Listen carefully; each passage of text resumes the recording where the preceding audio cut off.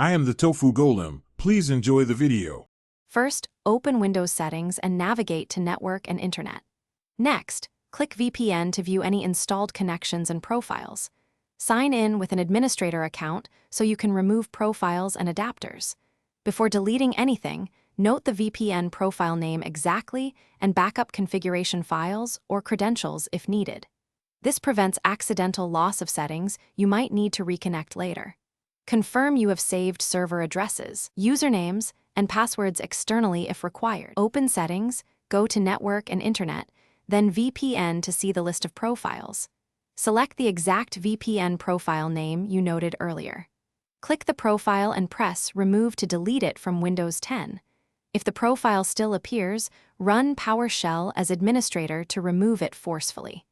Use the command shown to target the profile precisely. Confirm removal by refreshing the VPN list in Settings so no profile remains listed after the command completes.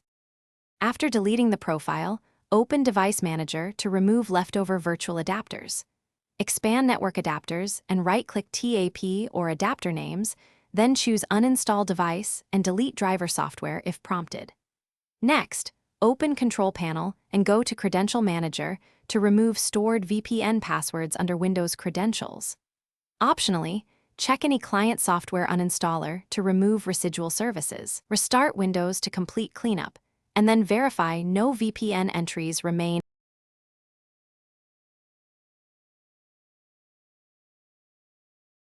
Thanks for watching. Consider subscribing if we helped you today.